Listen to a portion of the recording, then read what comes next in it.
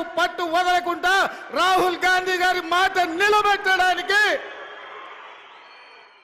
లక్షలాది తెలంగాణ రైతాంగానికి రైతు రుణమాఫీ చేసి తీరుతామని లెక్కలు వేసి అంకెలు కూడి ఎంతమంది అడ్డం పడ్డా ఎంతమంది కాళ్ళల్లో కట్టెబెట్టాలని చూసినా ఇయాలటికి ఇయాల 18,000 కోట్ల రూపాయలు ఇయాల రైతుల ఖాతాలో మనం వెయ్యడం జరుగుతుంది.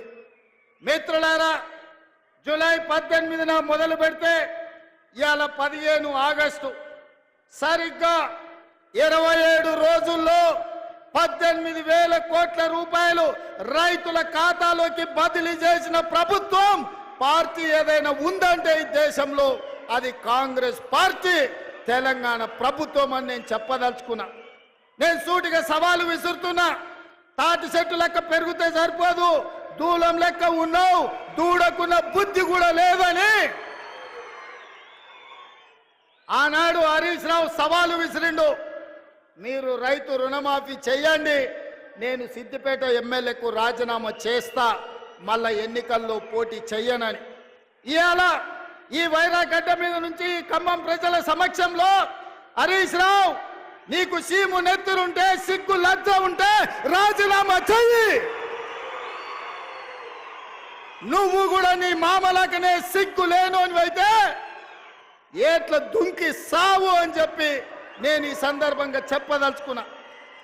ఆయనని నేనన్నా, హరీష్ రావు సిద్ధంగా ఉండు, సిద్దిపేటకు పట్టిన శని పీడ చీడ విరుగడవుతుంది, 15 ఆగస్టు లోపల 2 లక్షల వరకు రుణమాఫీ చేసి తీరుతామని మాట ఇచ్చిన ఇవాళ 15 ఆగస్టు నాడు మళ్ళీ అదే ఖమ్మం గడ్డ మీద నుంచి ఇవాళ సవాలు విసురుతున్న హరీష్ రావు, నీలో చీము నెత్తురుంటే నీకు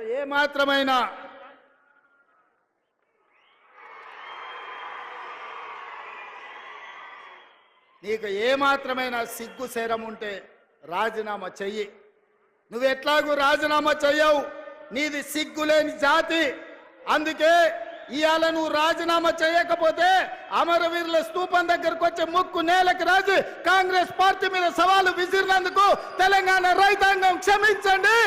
ఏమన్నాడండి హరీష్ రావు గారు? నేను 15 ఆగస్టు లోపల రుణమాఫీ చెయ్యి, 6 గ్యారంటీలు అమలు చెయ్యి, 100 రోజుల్లో చేస్తా అన్నావు, చెయ్యి, చేస్తే నేను రాజీనామా చేస్తా అన్నాడు.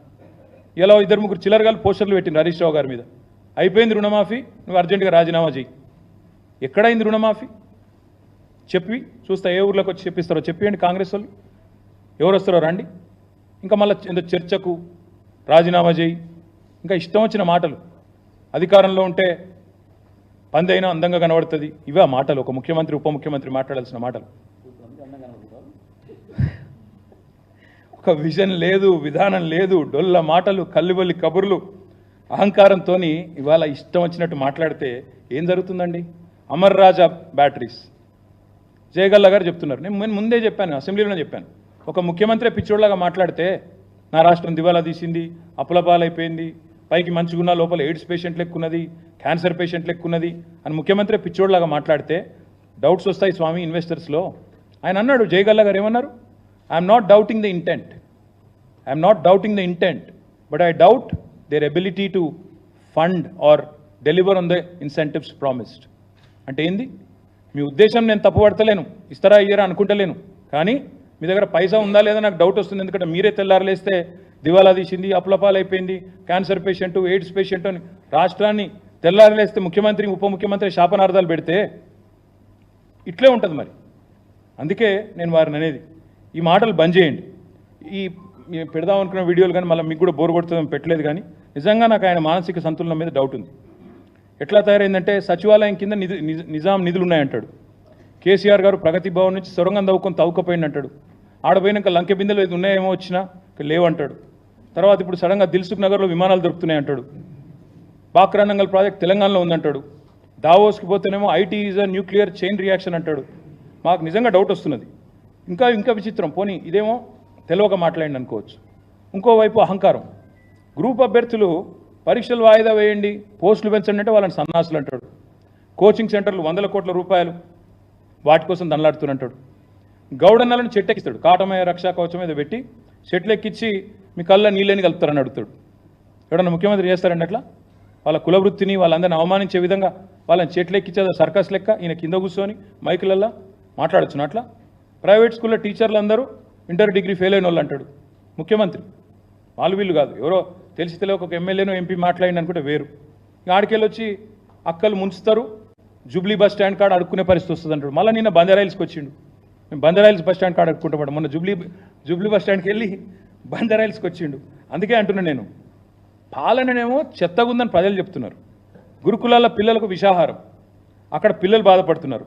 నగరంలో నేరాలు ఘోరాలు మీరే రాస్తున్నారు, పత్రికలు రాస్తున్నాయి. 30 రోజుల్లో 28 మర్డర్లని అవన్నీ అటుపోయినాయి. 19 సార్లు ఎక్కే విమానం దిగే విమానం అన్నట్టు ఇవాళ కూడా ఢిల్లీలో ఉన్నాడు 19వ సారి. నాకు తెలిసి ఇదొక రికార్డు.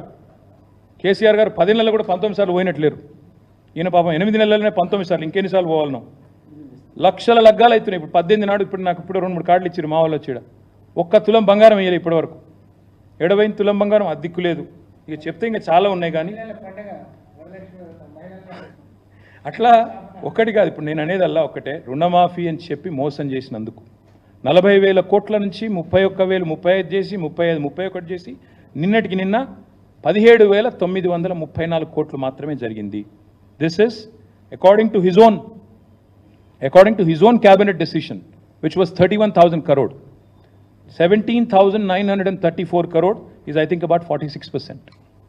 సో ఇది ఏ రకమైన రుణమాఫీ, ఇది ఏ రకమైన చరిత్ర? నాకు అందుకే వీళ్ళకి అర్థమైందో లేదో కానీ నాకు తెలిసి రాహుల్ గాంధీ గారికి అర్థమైంది. ఇదేదో మోసం ఉంది అని చెప్పి ఆయన కూడా మీటింగ్కి రాలేదు. రమ్మన్నాడు మీటింగ్కి, ఆయన కూడా డుమ్మా కొట్టిండు. ఏదో మోసం ఉంది, ఆడికి వస్తే రైతులు ఏమైనా అంటారేమో అని చెప్పి మొత్తంగా తప్పించుకున్నాడు. ఒక ఎగ్జాంపుల్ మీకు చెప్తాను, ఎందుకంటే ముఖ్యమంత్రి జిల్లా కాబట్టి చెప్తున్నా.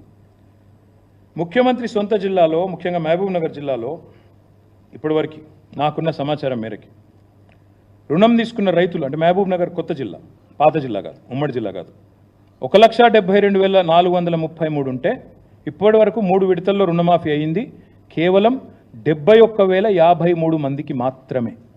మళ్ళీ let me repeat it. Mahbubnagar జిల్లా, ఈరోజున్న మహబూబ్ నగర్ ఏదైతే ఉందో అక్కడ రుణం తీసుకున్న రైతులు, లోన్ తీసుకున్న రైతులు 1,72,433 ఉంటే ఈ 3 ఇన్స్టాల్మెంట్స్లో మొత్తం ఇప్పటిదాకా మాఫీ అయింది 71,000కి మాత్రమే. అంటే ఇంకా 1,00,000 మందికి పైగా రైతులు ఒక్క మహబూబ్ నగర్ జిల్లాలో వెయిట్ చేస్తూ ఉన్నారు. ఇంకా ఖమ్మం జిల్లా తీసుకుంటే, ఎందుకంటే ఉప ముఖ్యమంత్రి గారి జిల్లా, అక్కడ రుణం తీసుకున్న వాళ్ళు రైతులు 157 రైతులు, 3,73,157. 3 ఇన్స్టాల్మెంట్స్ ఇప్పటిదాకా కలిపి మొత్తం రుణమాఫీ అయింది ఎంతమందికి అంటే 1,15,600 మందికి, అంటే 30%కి అయింది. సీఎం సొంత జిల్లాలో 41%, డిప్యూటీ సీఎం సొంత జిల్లాలో 30%. ఇక దీనికి మళ్ళా హరీష్ రావు రాజీనామా చేయాలి, మేమేదో చేసేసినాం, పొడి చేసినాం. అందుకే ఈ దిగజారుడు రాజకీయాలు బంద్ చేయండి, దిక్కుమాలిన కారు కూతలు కుయ్యకండి. మీరు ఎంత అరిచినా, ఎన్ని కుప్పిగంతులు వేసినా టీఆర్ఎస్ ఎక్కడికి పోదు, మీ కలలు నెరవేరవు. తప్పకుండా మళ్ళీ కాంగ్రెస్ పార్టీని ప్రజాక్షేత్రంలో ఎండగట్టేది మేమే అని చెప్పి